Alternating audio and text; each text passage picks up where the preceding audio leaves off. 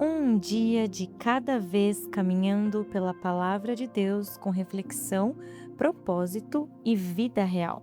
Seja muito bem-vindo ao Bíblia 365 na prática.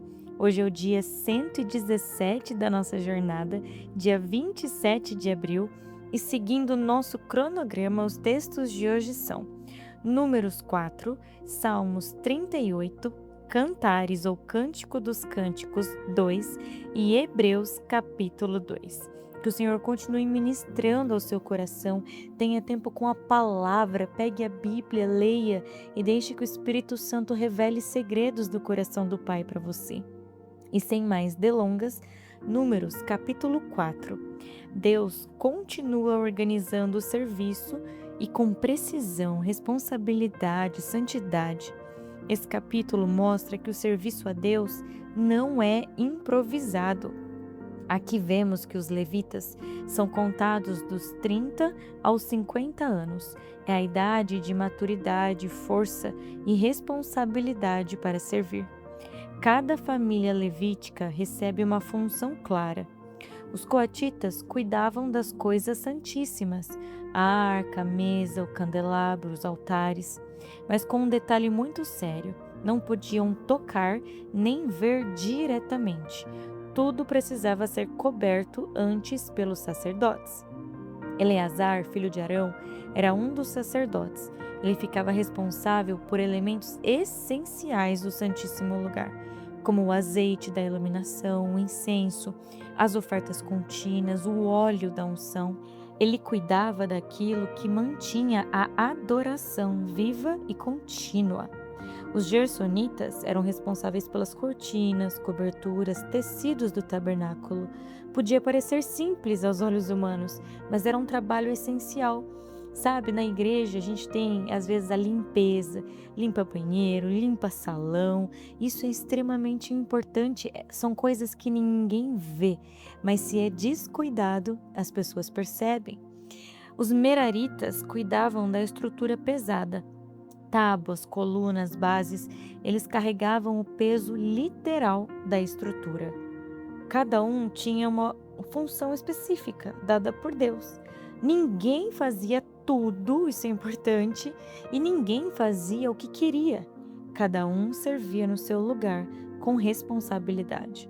E mais, tudo era feito segundo o mandado do Senhor. O capítulo traz um alerta forte. Várias vezes ele repete: para que não morram. E esse alerta é para que eles não tratassem o sagrado de forma comum, pois isso geraria morte. Eles precisavam honrar a presença e isso gerava vida. Deus não chama pessoas para fazer qualquer coisa. Ele dá função, medida, responsabilidade a cada um. Quando cada um ocupa o seu lugar, a presença de Deus permanece no meio do povo com ordem e glória. Partindo agora para Salmos, capítulo 38, aqui vemos o coração de Davi. Ele sente um peso espiritual e emocional profundo causado pelo pecado que ele cometeu e pela consciência do pecado diante de Deus. Davi, ele era chamado de o homem segundo o coração de Deus. Ele não era perfeito, e esse salmo prova isso. O que o diferenciava era um coração ensinável, sensível, arrependido e pronto para se alinhar novamente com Deus, quantas vezes fossem necessárias. Logo no início, ele reconhece algo muito forte, que não está fugindo da correção de Deus, mas também clama para que Deus não venha com ira. Isso mostra que Davi entende que Deus corrige, mas ele sabe que Deus não rejeita. Quando ele diz que não há saúde nos ossos, ele começa a descrever feridas, peso, cansaço e abatimento. Ele está trazendo aqui uma linguagem poética e integral, porque ele envolve o corpo, a alma, o espírito. Não é apenas uma doença física, mas ele fala como um reflexo de um estado interior, com culpa, com angústia, com consciência do pecado que estava afetando todo o ser dele. Spurgeon interpreta esse salmo como alguém esmagado pela mão disciplinadora de Deus. Isso não como condenação, mas é um processo de restauração. Davi chega a um ponto de total quebrantamento. Ele está cansado, ele descreve que está encurvado, sem forças, emocionalmente abalado, e ele também diz que socialmente isolado. Amigos se afastam dele, inimigos começam a se levantar, mas podemos aprender algo com Davi. Ele escolhe o silêncio diante dos homens, mas ele se rasga diante de Deus. Entenda isso, nem toda batalha precisa de resposta humana, algumas precisam de entrega e espera em Deus. O importante é fazer como Davi: confesso a minha iniquidade. Esse é o ponto de virada. Davi, ele não se justifica, não terceiriza, nem tenta relativizar, ele simplesmente assume. Ele se permite sentir e se volta para Deus. E mesmo em dor, ele declara: em ti, Senhor, eu espero. E no final, vemos a real intenção do coração apaixonado de Davi. Ele declara: não te afastes de mim. O medo e a preocupação dele era ser afastado dessa presença. Davi nos ensina que o que mantém alguém perto de Deus não é a ausência de falhas, mas a disposição constante de voltar. Agora, partindo para Cantares ou Cântico dos Cânticos, capítulo 2, mostra um amor intenso, puro, protegido, cultivado, respeitado e, acima de tudo, no tempo certo. Este livro não é apenas sobre o romance entre Salomão e a Sulamita, mas também aponta para a relação entre Deus e o seu povo. Mais para frente eu vou, dentro de um versículo aqui, te indicar uma canção maravilhosa. Logo no início, quando a noiva diz: sou a rosa de Saron, ela está expressando simplicidade. Ela diz que não se vê como rara ou extraordinária, mas o amado responde elevando o valor dela, como um lírio entre espinhos. Ele a vê como única, separada, preciosa em meio a algo comum. Trazendo para a relação com Deus, é assim com Ele também. Ele não nos vê como nos vemos. Ele nos enxerga com valor, com distinção, amor. Ele nos vê como Ele nos criou para ser.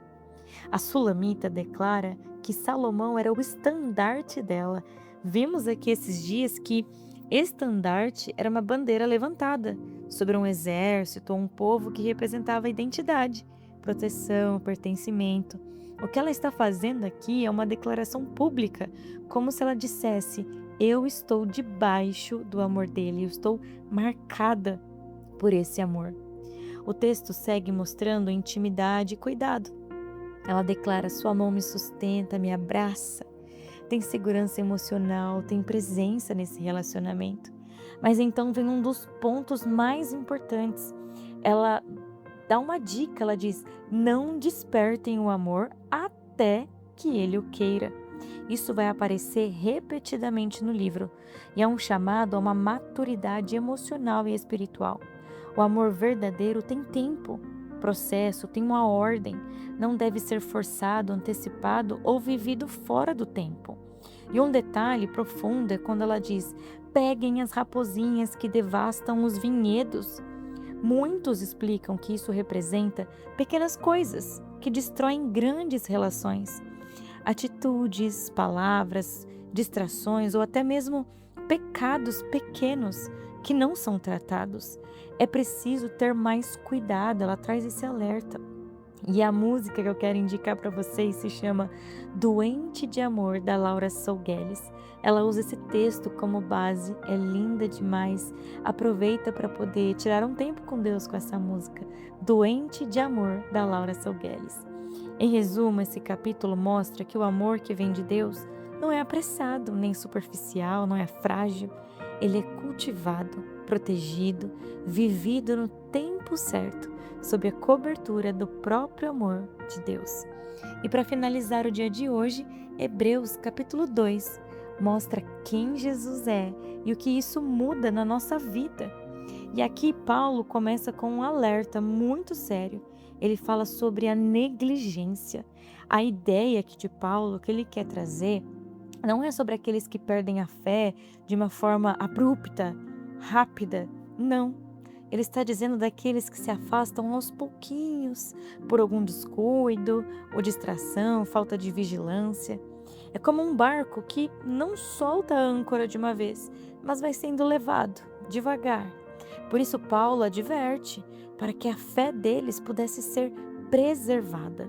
Depois, o texto traz uma revelação profunda sobre Jesus e o propósito de Deus.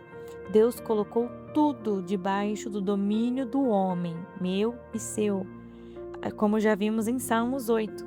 Mas Paulo diz: ainda não vemos todas as coisas sujeitas. Ou seja, a promessa existe, o plano está estabelecido, mas ainda estamos no processo. Então vem algo que revela para nós: não vemos tudo sujeito, porém vemos Jesus.